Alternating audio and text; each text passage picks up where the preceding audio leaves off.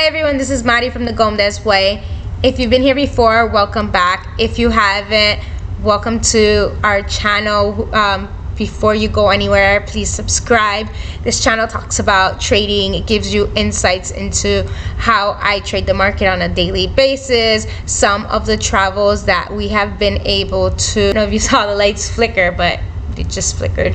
And it shares a little bit about our lifestyle and the freedom that we've been able to accomplish due to trading. I will walk everyone through like what I do. I'm creating trading plans, which is why some of these videos are TP, so training plan. 1 would be the first video, 2 would be the second, and so on. My goal is to teach everyone or whomever subscribes to my channel on what I'm actually very passionate about, which is day trading, sometimes swing trading, depending on what happens. So stay tuned and grow and learn with us. Today, as I mentioned in my previous video, we're going to talk a bit about RSI, the MACD, and ATR, and what is all of these. As I mentioned previously, I tailor a lot of my trainings to my 7-year-old. I'm teaching him how to trade, and if I can break it down for a 7-year-old to learn, so can everyone else. So I would use a lot of examples that a 7-year-old can relate to and understand through my trainings or videos. So the first subject we're going to talk about today is RSI. And let's go ahead and look at what Google explains it to be. RSI is the relative strength index. It's a popular momentum used in trading to assess overbought and oversold assets such as stocks, right? So what does that mean? Well, this is, I think, the most important part, the overbought and oversold. Now, if we open up Weibo and look for that indicator, the RSI indicator, you're gonna see it's down here, right here in this section. You see how up here this is overbought, down here this is oversold, meaning if you see here, it's gotten so overbought, it's all the way up here, and then all the way down here is that it's completely oversold. So now it bounces back up, an overbought section, bounces back down, overbought section. The way someone explained it to me a while ago was something hot and something cold. Let's say you go put your hand, you're cooking, and you go pick up a pan and it's super hot. What are you gonna do? You're gonna let it go, right? Boom, you let it go, it drops down. So when something's super overbought, you let it go.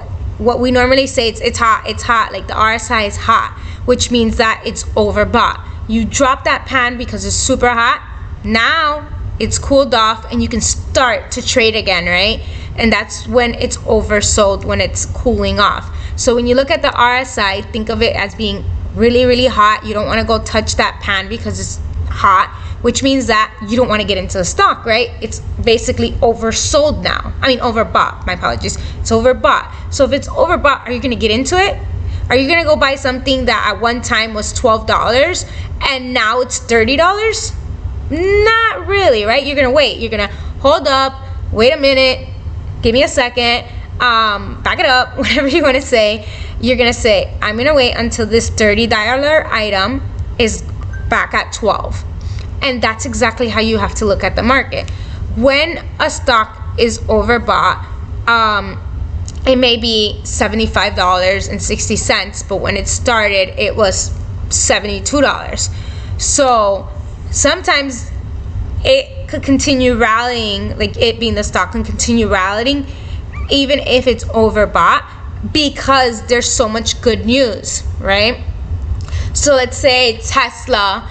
Right now, Elliot was telling me that Tesla came out with taxis. I already knew this, but I act surprised. So I read the news and with him, and I was like, oh yeah, awesome. They came out with taxis. This is probably something that if you're a Tesla investor, you're gonna get excited about. If you're not a Tesla investor, you might think, hey, you know what?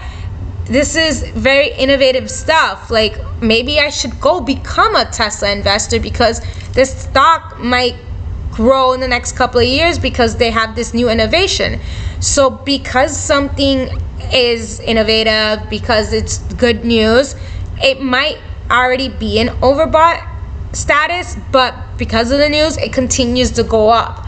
So depending on what's happening, the market continue rallying because it's overbought. So don't just think because it's overbought it's gonna stop and go back down.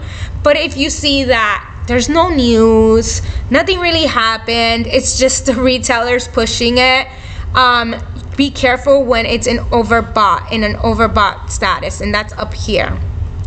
And if it's oversold, that might be a good opportunity to get in. So that's why this indicator here, we use it when trading, because we would understand that, all right, maybe this stock has a fair value right now because it's like right here in the middle. Maybe it's oversold and I'm getting a good deal for it, or maybe it's overbought and I should wait till it reverses and come back in. So that's why the RSI is important, especially when you're trading, because when you're trading, obviously the market's moving very quickly, and when it's an overbought territory, you want to be extra cautious, because the last thing you want to do, trust me from experience, the last thing you want to do is jump into a stock that's overbought. You're thinking you're going to make 50 cents off of this. I'm going to go buy that new Lamborghini or whatever you're going to buy with these funds. And it just sells off. And now you got in at $34 thinking it's gonna go to 35, 36, and it goes down to 32 because it was overbought. So pay attention to the overbought section. Pay attention to any news that's coming up. The good thing is that you see right here news, so you could actually click on that news section and see if there's any relative news that's driving that stock up. I hope I explained the RSI well enough for you to understand what it means. I know that I spent a lot of time here talking about RSI, but it's important to understand when something's overbought or oversold. Now let's go talk about the MACD, which I touched on yesterday a bit. Let's go look at Google's definition about it, and then I'll explain how I use it. Vamos, Google. Alright. MACD, the moving average divergence. Say that 5 times fast. Is a popular technical indicator used to identify potential buy and sell signals in financial market. It shows the relationship between two exponential moving averages, the EMA. I didn't know this. Look, I learned something new. So basically the moving average, which we spoke about yesterday, and the EMA, they're kind of like intertwined, which explains a lot now. I've always learned, I knew about the MACD, but I never really Googled it and got this deep into like what the MACD is. Now that explains. All right, so grow and learn with me, right? So here's the MACD, and if you watched my previous video, I spoke about how I watch the candles and the MACD at the same time when I'm trading. Because when you're looking at these candles, I'm going to close this RSI so I can have more space to talk about the two indicators. There's the candles. So let's close this too. Hecha. So if you see that the candles are going down, you see that, so is the MACD.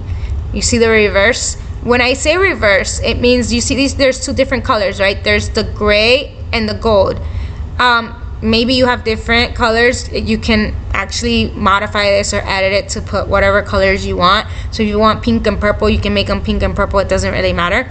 I have them yellow and gray because it's default, and I really don't care. I just need to see like the pattern that it does. But as you can see, the gray is this line, and this right here is the yellow.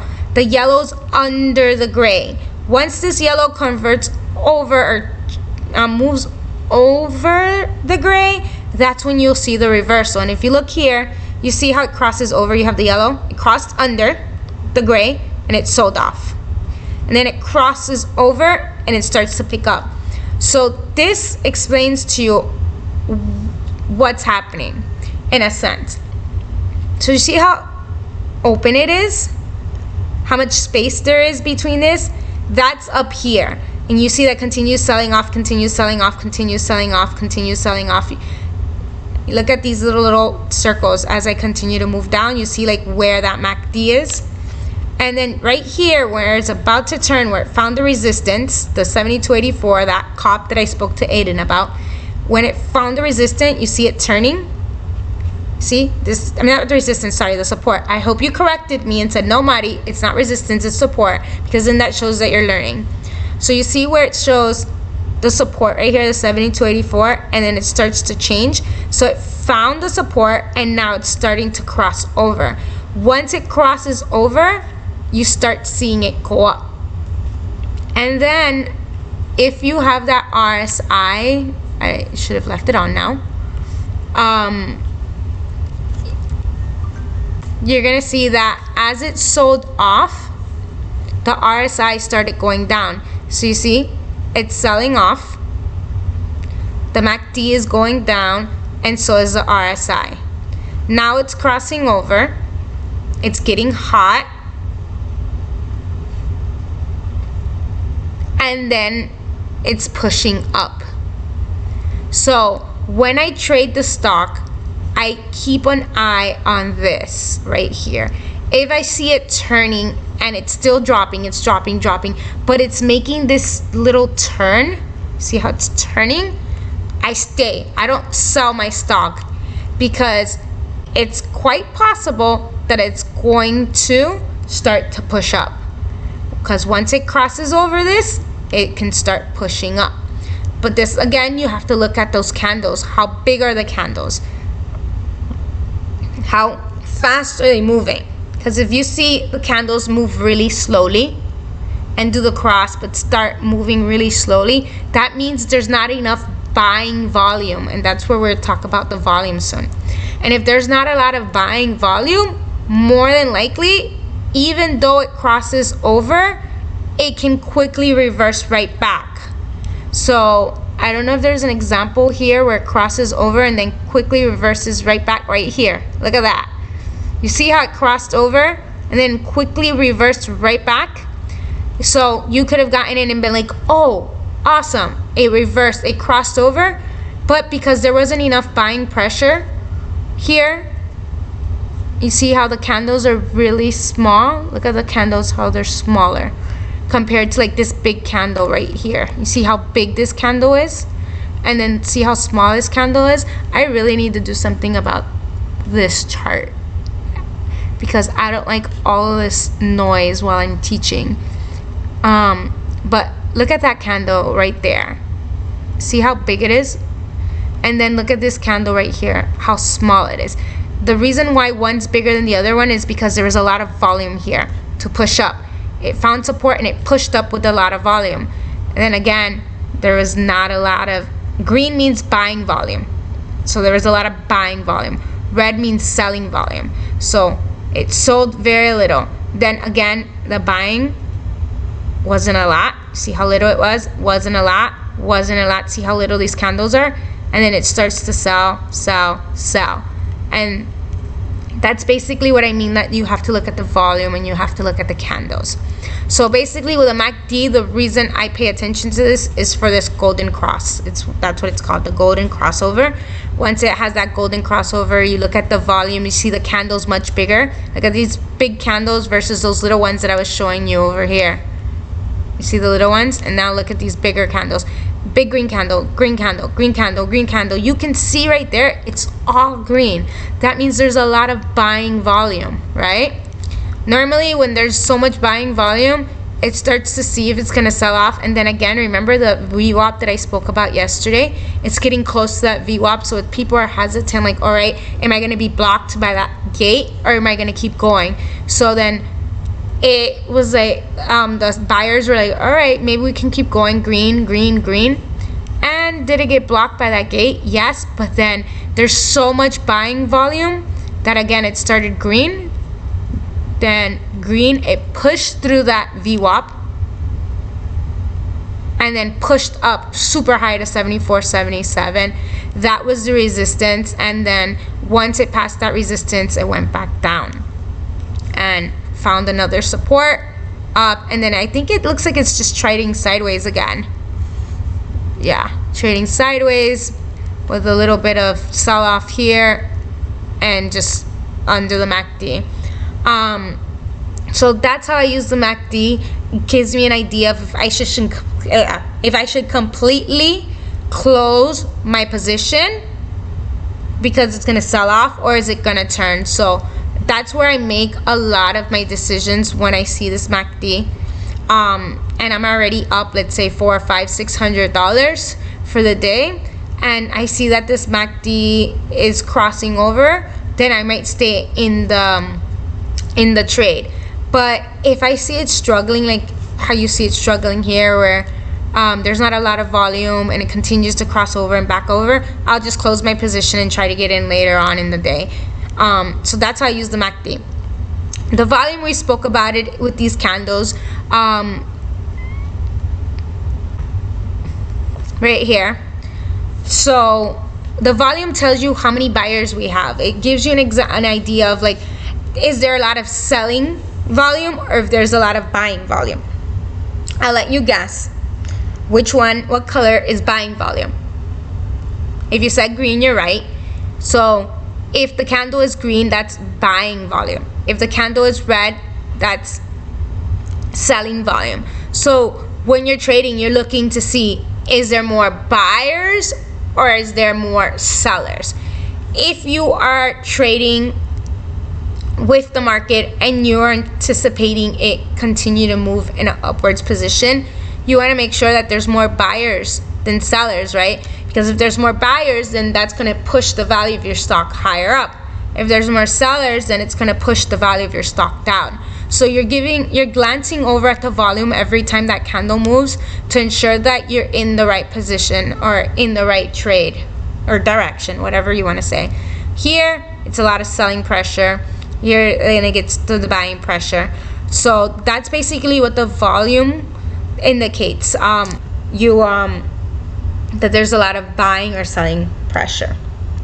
So we spoke about RSI, we spoke about MACD. Now let's talk about ATR. Let's go back to Google so Google can give us an idea of what ATR means.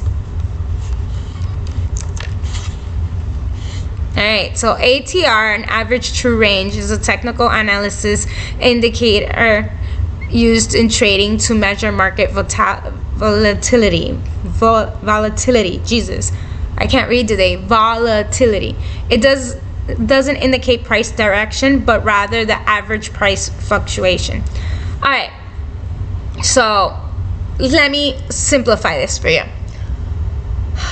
and how I use ChatGPT. One of my first videos was about ChatGPT and how I use it every morning to trade. I set up daily briefings. In these daily briefings, they tell me about TQQ, SQQ, some of the volume, etc. It tells me any economical news that it's coming, any earnings. Okay, I couldn't think of that for the life of me. Any earnings that are happening. So, for example, Amazon will give us their earnings or share their earnings with us next month, right? So since Amazon's such a huge company, based off their earnings, it's going to move the market in upwards. If they miss their earnings, then that's going to drive the markets downwards. So as I mentioned in my previous video, I have a daily briefing created with ChatGPT that tells me if there's any earnings for the day, and if there's any economical events such as CPI reports, etc. Also, ChatGPT can give you the ATR of a particular stock. So for TQQ, if you're trading Google, if you're trading Amazon, it will tell you like the ATR. And that's how much dollars it could move or it has moved. And this is important to know, right? Because if you're buying a stock and it started off at $75 and it's now at $78, how much is that? $3, right? 75, 76, 77, 78. So it's around $3. But its ATR, the average that it moves, is $3.50. More than likely, you're just going to get in for 50 cents. So is that worthwhile? Maybe if you have like 2,000 shares, get in for 50 cents, you'll make a K, right? $1,000. But if you only have 200 shares and you get in for, or let's say if you only have 50 shares and you get in for 50 cents, you're gonna make what? 25 bucks? I said 50 shares, right? Yeah, 25 bucks. So knowing what the ATR is and how much it could actually run a stock is awesome. So now let's say you got into TQQ early in the morning. You know that it runs $3.50. It's only ran 50 cents. You have the possibility of it running another $3. Again, like everything in the stock market, it could very much not be the way that you're anticipating it to be. It could be a bad news day. It could be, you know, retailers are feeling a certain way and they're selling off. So this is just, again, an indicator. So use it for face value, but that's how ATR is used. It gives you an idea of how much that stock can run up any given day. And that's how I use ATR. In this video, I'm going to try to make them a little shorter because yesterday's video was super long.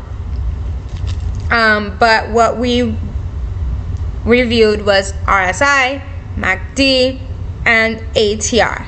In tomorrow's video, I'm going to speak a bit about support and resistance. Well, a bit more about support and resistance. I know that we spoke about it during the first video, how to create stop losses using your ATR.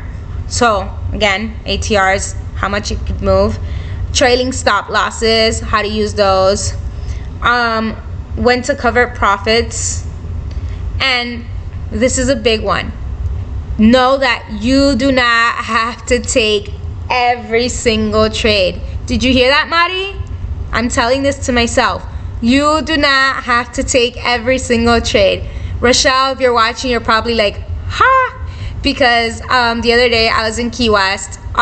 We were there for a baseball tournament. All the moms are there having fun, talking, and I am taking a trade because this is something I love to do. So I'm telling myself this, you don't have to take every trade. And it's not just because you're out in social events, but sometimes the market is so darn choppy. It's been choppy for the last couple of days because of like everything going on in the world. And it's just choppy. And when it's so choppy, it's risky to take those trades. So maybe you can tell yourself, you know what? I'll take it easy today. I won't do that trade.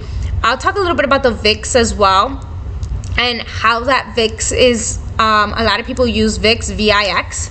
Let me add the symbol here so you can see. I'll talk about the VIX tomorrow. And people use this to determine if they're going to trade or not.